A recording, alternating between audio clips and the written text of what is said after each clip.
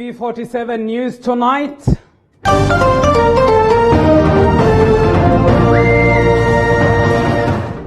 Governors threaten to shut down counties starting Thursday due to lack of funds as Senate fails to agree on the revenue sharing formula.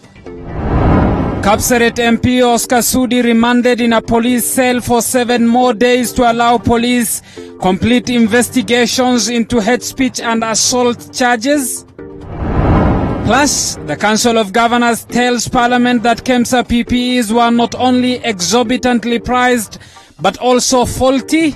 And we shall tell you why tens of people whose land was alienated for SGR construction are still begging for compensation years after the railway was completed.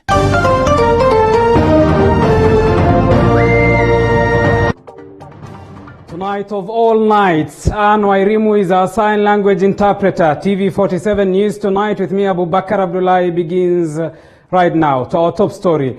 Kapseret Member of Parliament Oscar Sudi will remain in police custody for 7 more days as investigators sought more time to complete investigations into allegations against him. Sudi will be detained at the Nakuru police station after he was arraigned in court earlier today.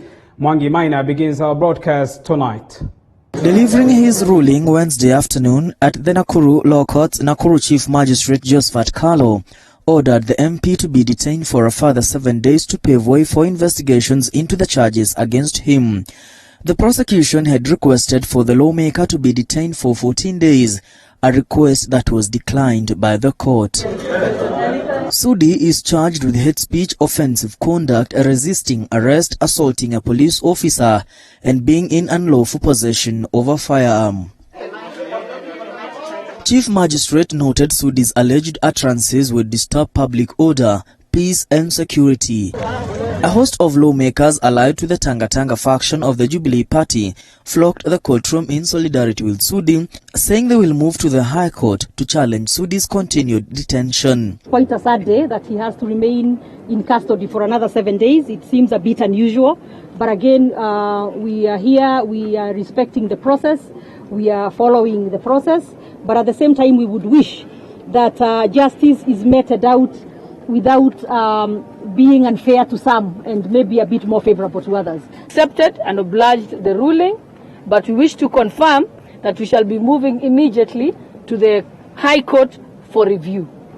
Not necessarily for Honorable Sudi's case, but most importantly for posterity and to set the law right in this country. We want to be okay with the process. Imewekwa siku 7, tunagoja na koti tunaiheshimu, tungoje tuone process, lakini mnajua kuna ile kifungo isiyo ya kawaida. Hiyo tunajua kifungo ambaye sio ya kawaida, na kuhakikisha sisi kama wajumbe mtu unawekwa siku 10, 14, 15 bila kufuata sheria ambayo iko, lakini tunaheshimu.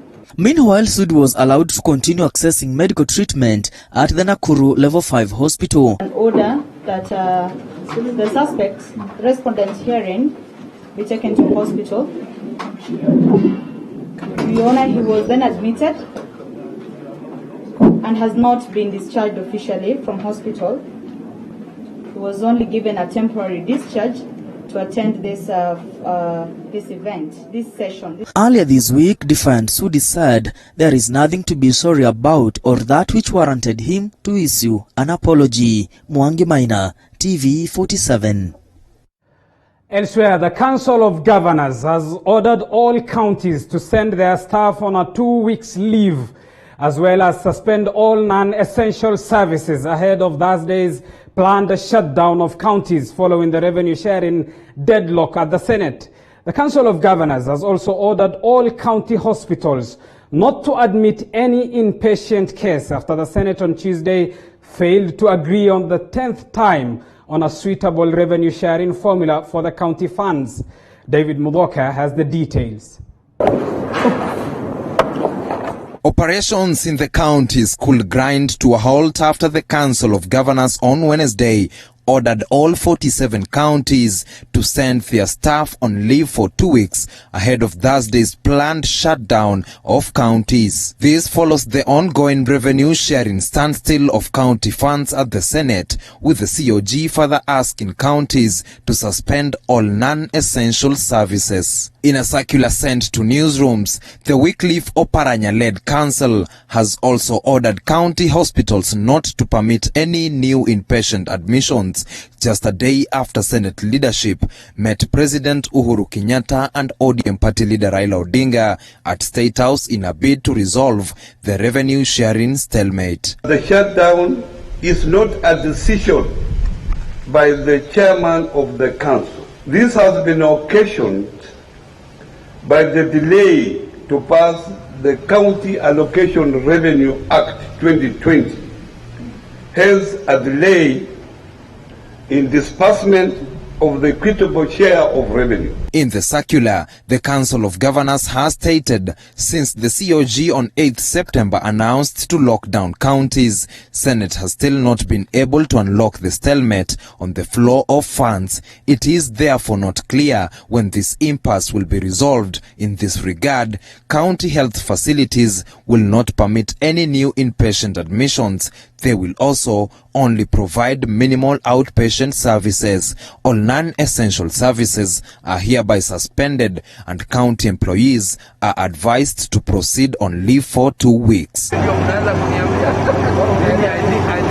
Nyeri Governor Mutahi Kahiga has since announced that Nyeri will halt operations starting Thursday due to lack of funds. Hospitals are not tourist centers or places where people just walk to have fun and relax. We have hospitals running because the patients go there for treatment, they are treated, and they are also given available drugs.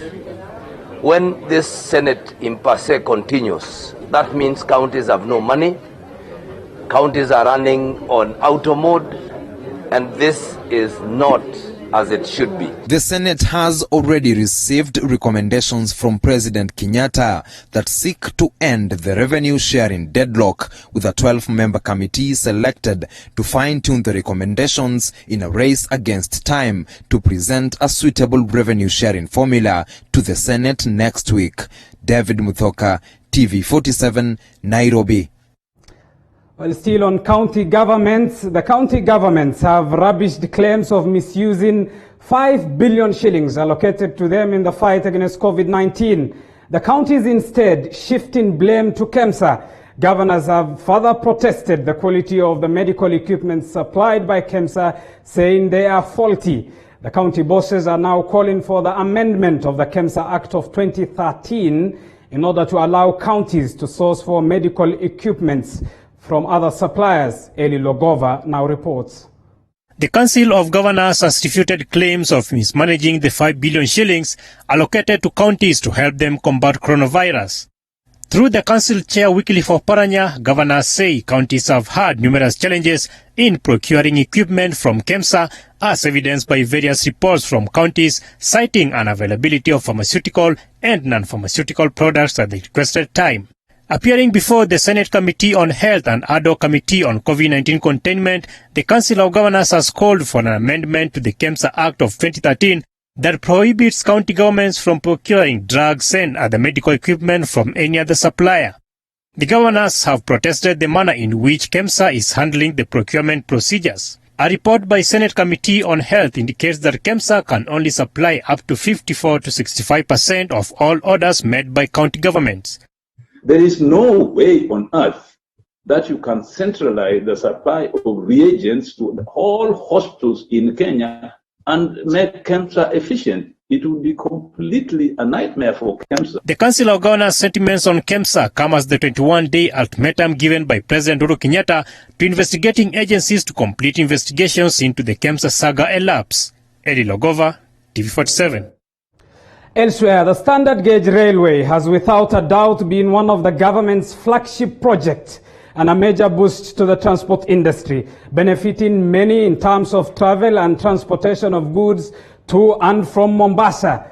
However, the locals of Vikobani area in Miritini, Mombasa County have few reasons to smile as they have been waiting for 5 years for compensation of their land.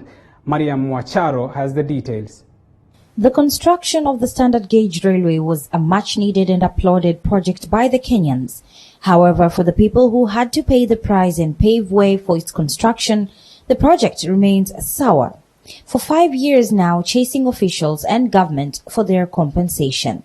Reli imekuja tuchukulia mashamba yetu plus na minazi ambayo ilikuwa kitumudu sisi kimaisha. Mpaka watoto walikuwa kisoma na hiyo minazi. Lakini kwa dakika hiyo kuanzia tarehe 5 mwezi wa 6 mwaka wa 2015 ndio ilipokatwa minazi. Tukaahidiwa mima awadi pepa kwamba tutaahidiwa pesa zetu tutapata. Mpaka saa hii sisi tumekuwa hasa tuwachochole. Tunatoa kilio chetu kwa serikali ituangalie.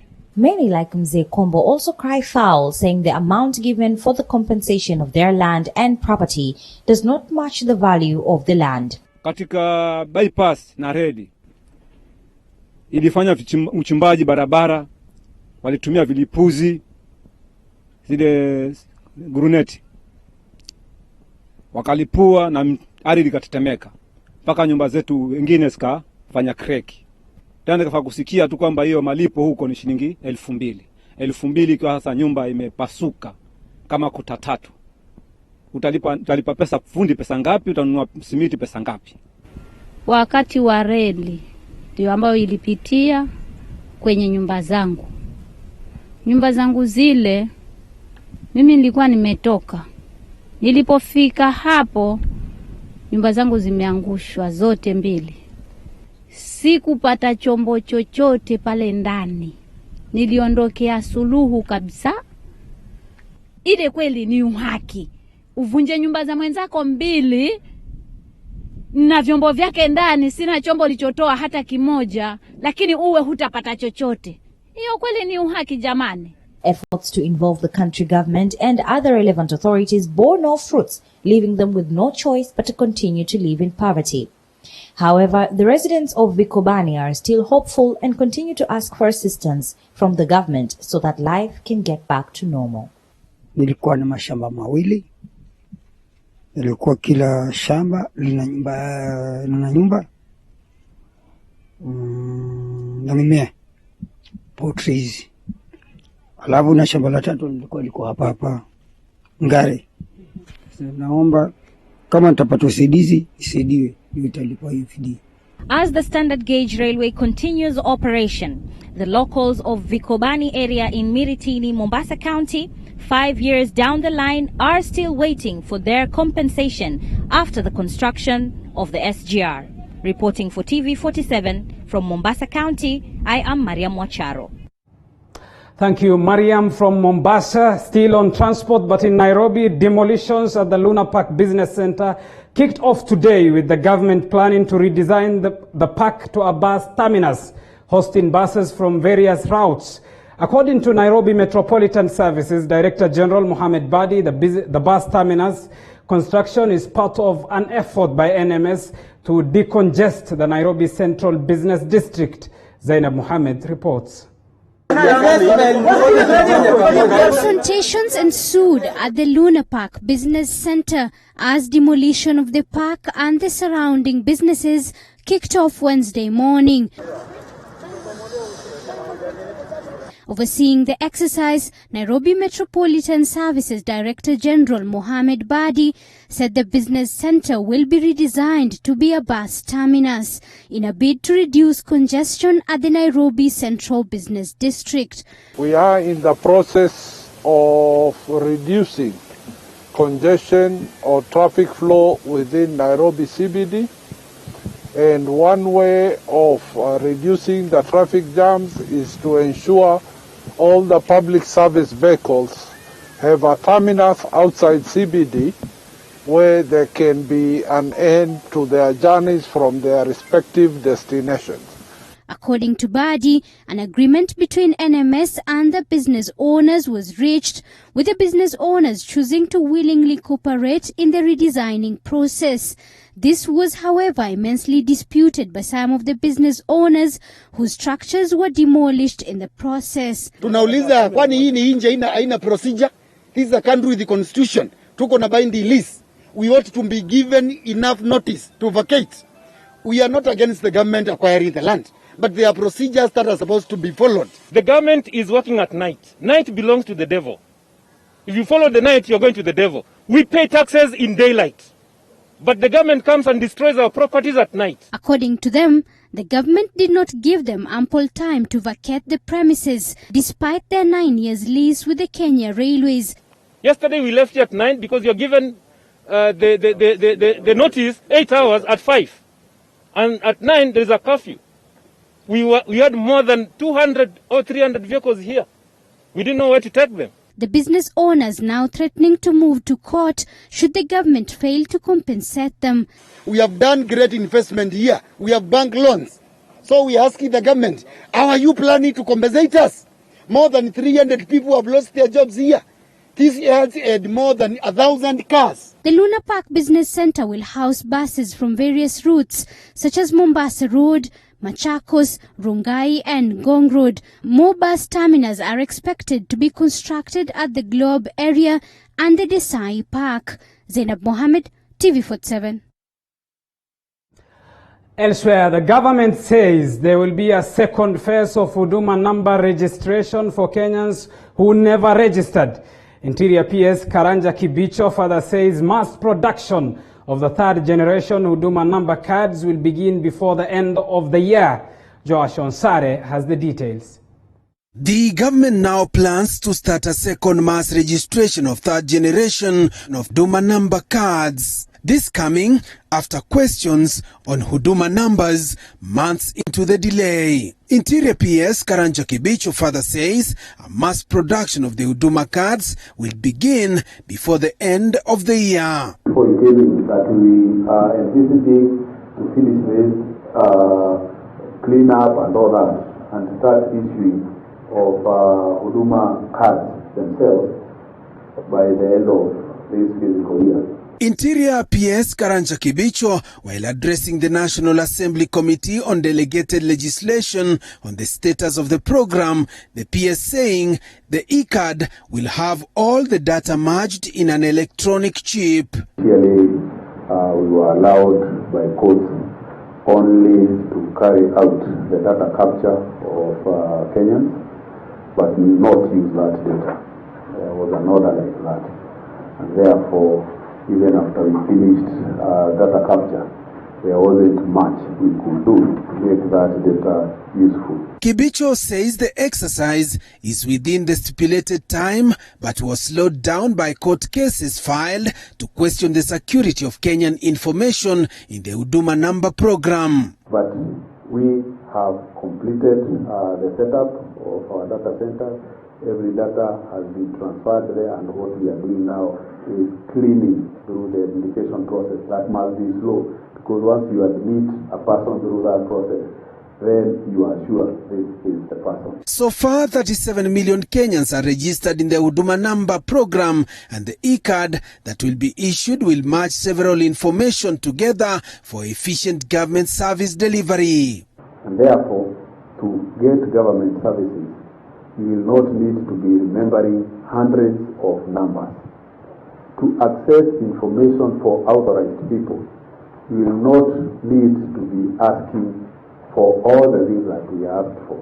But for the adults who are here, who already have the driver's license, have the NSSF, the primary databases will remain intact. Joash Onsare, TV47, Nairobi. Thank you, Josh Onsare, for that report. You are watching TV47 News Tonight with me, Abu Bakar Abdullahi. Time for us to take a short break. We will be back with more news after this break. Stay tuned.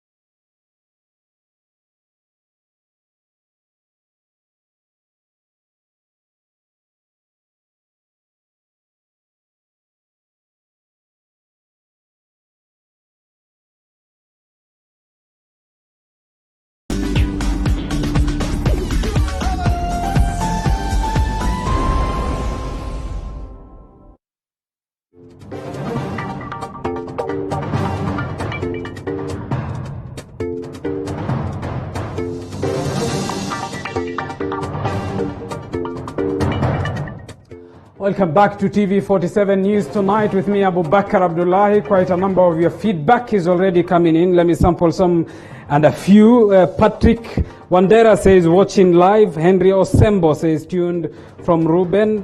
Mudama Wayata says watching TV47. Anderson Mugendi says watching TV47 from Meru County. Keep talking to us. Send us a message on 22047. The hashtag to use on Twitter is TV47 News. Elsewhere, Environment CS Kariako Tobiko has urged Nairobi Governor Mike Sonko and Nairobi Metropolitan Services Director General Mohamed Badi to work hand in hand in ensuring Nairobi is environment friendly. Tobiko was speaking at the recently launched Michuki Memorial Park in Nairobi as the nation marked the International Ozone Day on Wednesday. The event was attended by Nairobi Governor Mike Sonko. To actually support the Ministry of Environment and Forestry, and all the arts end up on the roundabouts or on the roadside. All of us are working together, serving the people of this beautiful country, serving the people of this beautiful city.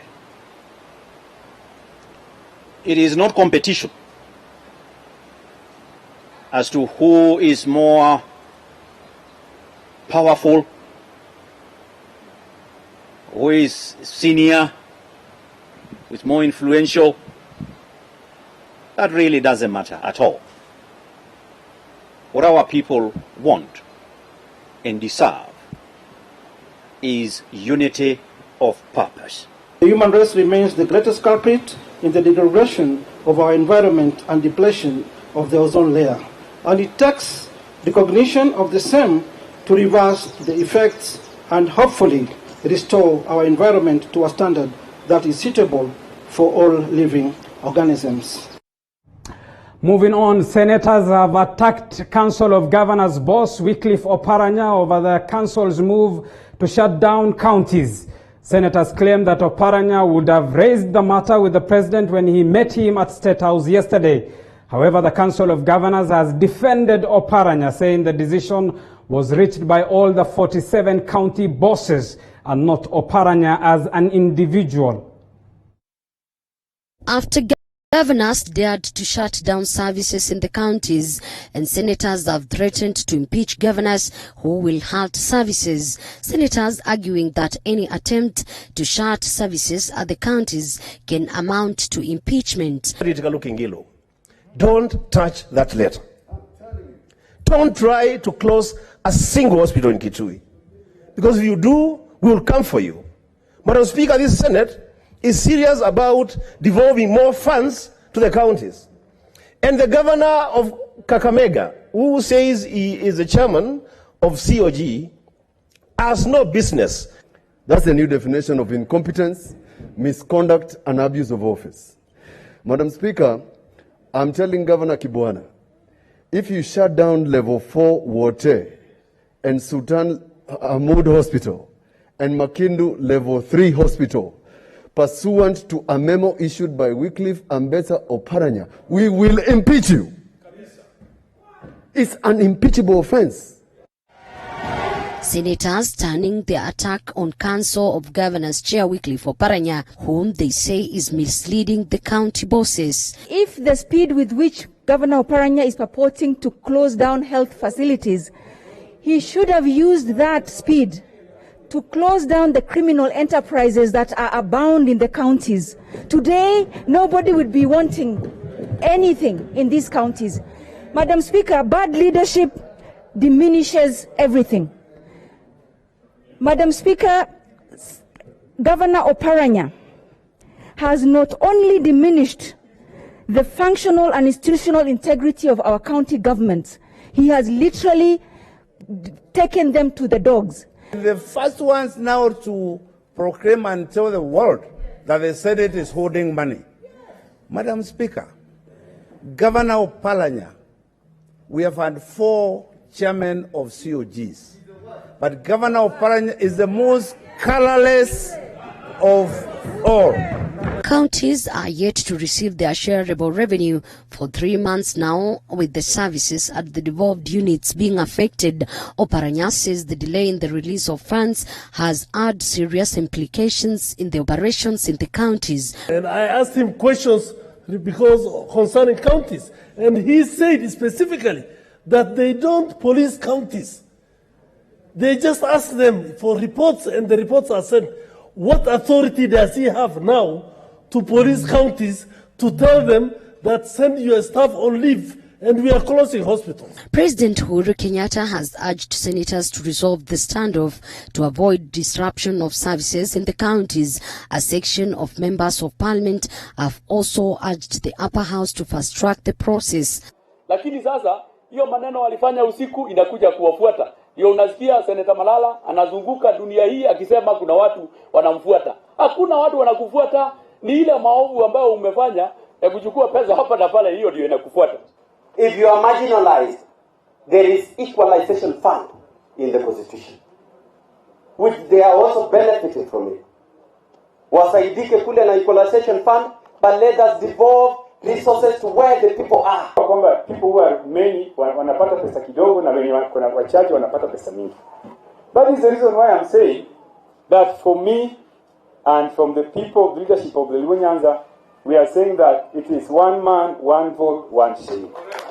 A 12-member bipartisan committee that was set up by Senate has been tasked with reviewing President Uhuru Kenyatta's proposal after he promised an additional of 50 billion shillings to the counties. Elizabeth Mutuku, TV47 Nairobi. Thank you, our Parliamentary Affairs reporter Elizabeth Mutuku, for that report. Elsewhere tonight, the government says it is in the process of establishing the correct forest cut lines in the Eastern Mau complex and is formulating policies and processes of handling illegal settlers as it seeks to end the perennial clashes linked to land disputes in the area. The government is in the process of establishing the correct forest cut lines in the Eastern Mau complex and formulating policies of handling illegal settlers.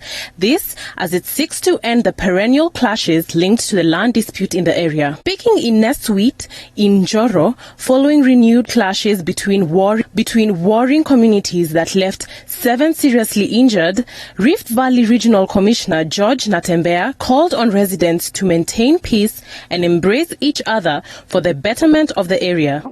Kabla malize kupeana watu wakaenda kotini. That was 1997. Na ukakuwa na injunction. Yeah? Settlement litakana kuishia hapo. Wangoje uamuzi wa mahakama. Hiyo ndio mpaka sasa 1997. But as you can see, kuna watu ambao wako beyond that na ni watu wengi sana. That's why I'm saying we have to make a resolution one way or the other, wala tutafanyia namna gani. Yeah. Fresh clashes came barely a month after more than 20 people from Nesweet and Doswa were attacked, leaving at least 5 people dead, with residents calling on police to intensify patrols. Iliwekwa na Kenya Forest tarehe 14 mwezi wa 8 mwaka huu. Na hii ndio ilichangia, tangu iwekwe hii ndio imechangia vita mara kadhaa. Umesikia Nesweet inapiganwa, ni hii kitu ndio imelete vita. Ekidhua, TV47. Where dozens of domestic animals have perished in 2 separate incidents today. In one incident, a lion killed 11 sheep in a village in Narok County, while an afternoon fire gutted a farm in Juja, Kiambu County, killing several animals. Nancy Kimuyu has the details. A cow, 3 pigs and several chickens have perished in a fire in Juja, Kiambu County. The fire that started Wednesday afternoon also destroyed properties worth millions of shillings. Firefighters from Kiambu County arrived at the farm on time but failed to contain the raging inferno. The cause of the fire has not been established yet. Tukajaribu kutoa mifugo kama mbuzi, kuku, nguruwe, tukazitoa nje, tukibeba maji, tukijaribu kuzima hiyo moto. Tulikuwa tunajaribu uwezo wetu ili hiyo moto izime. Kwa bahati mzuri hizi gari za kaunti za kuzima moto zikakuja, zikatusaidia, lakini hata sisi chanzo cha hiyo moto bado hatujajua. Elsewhere, residents of Olokuruoto village in Narok West Sub-County are in shock after a marauding lion attacked and killed 11 sheep Wednesday morning. The lion raided a pen at around 3 a.m. and killed the sheep worth approximately 90,000 shillings. The owner of the sheep, Dixo Kipera, lamented that the lion has been terrorizing herders in the village for close to 1 year now. He regretted that the village has lost close to 100 domestic animals to the lion and the Kenya Wildlife Service has not taken any action. Leo ameua 11 na siku zingine mbili ambazo zimepita ambaye ni mwezi tu imeua kitu kama 50, nyingine ilikuwa hiyo 50 nyingine, so ikawa ni hasara kubwa sana. Tangu tuanze mwaka huu ambaye tumepata shida, hatujaiona KWS na hata ile compensations yao ambao wanasema tuna compensate hatujawahi ona, na tumekuwa na heshima, hatujaharibu mnyama yote, hatujaua simba, hatujafanya chochote, hatujapatiana simu, lakini wamekataa kutupatia hiyo heshima yetu. Tunaomba KWS wakuwe responsible na kazi yao. Residents are worried that the lion could end up killing people if it is not stopped. Tumekuwa na woga sana kama wamama. Kama inaweza toa kondoo ndani ya boma, sinaweza fungua watoto pia kuchukua. Sasa tunaomba serikali penye mko mchukua hatua kwa hizo wanyama, kwa sababu zinatusumbua sana. Hata tunaogopa kutoka kwa manyumba mchana. Tunakaa tu kwa sababu KWS wenyewe wayuko wakutukwa makambi, si ati wanakuja kuchunga wanyama. Nancy Kimuyu, TV47. Moving on, President Uhuru Kenyatta has called for urgent and bold interventions to deal with the challenges posed by climate change in Africa. The president noted that the recent climate change attributed the desert locust invasion of Eastern Africa, as well as intermittent droughts and floods, are a growing social-economic burden to the region. President Kenyatta spoke Wednesday at State House, Nairobi, during the virtual launch of the African Charter and chapter of the Global Center on Adoption. The launch was hosted by the President of the African Development Bank.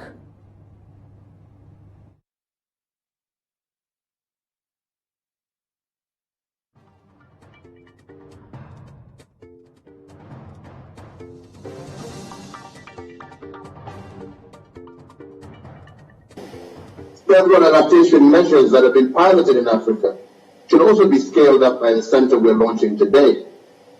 These include, for example, the Kenya Livestock Insurance Program, the first government livestock insurance scheme in Africa, which protects pastoralists against drought, and the Mangrove Protection and Restoration Project, as is being piloted in Nganzi here in Kenya. I call on all our development partners to join these efforts to improve Africa's adaptation capacity. And today I also pledge my commitment to work with all partners to scale up adaptation projects, not only in Kenya, but across our continent, and to ensure that they receive the highest level of implementation support. Elsewhere, the government has promised to facilitate the burial of 5 family members who perished in a road accident along Wote Machakos Road on Sunday. The national government, in partnership with Murang'a County government, have promised to cater for burial expenses and ensure that the family lays to rest their loved ones.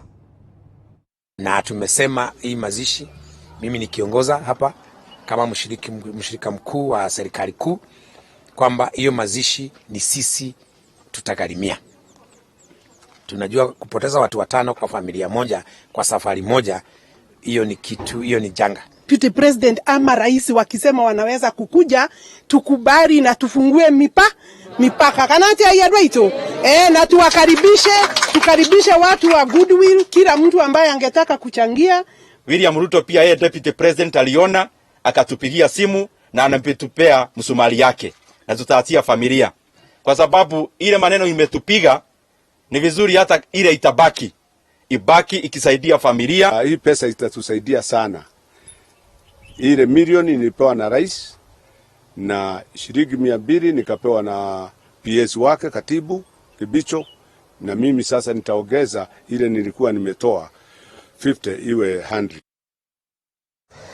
All right, you're watching TV47 News Tonight. At times it happens But nonetheless, it has to continue. Watching TV47 News Tonight with me, Abu Bakar Abdullahi. Time for us to take another short break. We'll be back with more news after this break.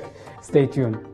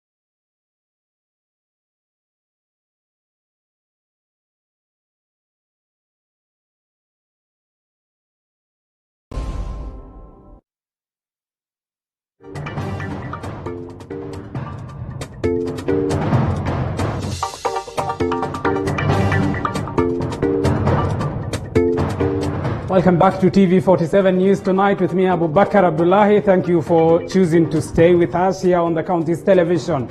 Let's get to some international news. And after Rwanda Revenue Authority waived penalties, fines and interest on payments worth $5 billion for taxpayers who are unable to pay because of the COVID-19 pandemic, the tax holiday has ended and waiver beneficiaries have now been urged to pay tax for September 2020. Diana Iriza reports from Kigali, Rwanda. So according to a statement released by the Rwandan Minister of Finance and Economic Planning, Dr. Uziel Ndagijimana, it says that immediately after the 30th of September 2020, those who will not have paid their principal tax in full, they will be liable to interest that will be applied to the unpaid principal tax amount effective the 1st of October 2020. The taxpayers who were exempted from paying penalties, fines and interest of late payment of pay-as-you-earn, value-added tax, withholding tax for the months of March, April and May 2020, as well as corporate income tax for 2019, hence are requested to pay the principal tax due along with the quarterly income tax by September 30th. We spoke to Uitonze Jean Paul, the communication officer of Rwanda Revenue Authority, to give us the details on why this deadline was created. First off, we offered the exemption to the taxpayers who were in hardship. So for the months of March, April and May, because that's when the total lockdown was going on in Rwanda. And we cannot continue offering the exemptions because people are paying basing on the turnover of the current year, meaning that they are not paying based on the income they got last year. Instead, we changed the system of computing the tax on income tax. So people are not finding it difficult because they are paying based on the current year and the current turnover that they are getting. Rwanda Revenue Authority also calls upon all Rwandan taxpayers to constantly check their tax calendars in order to avoid late fulfillment of their obligations which risk penalties. Diana Iriza, Kigali, Rwanda. Let's get to the world of sports now, and the Football Kenya Federation has announced the dates for the playoff match that pits 16th placed KPL side Kisumu All Stars against 3rd placed NSL side Vihiga United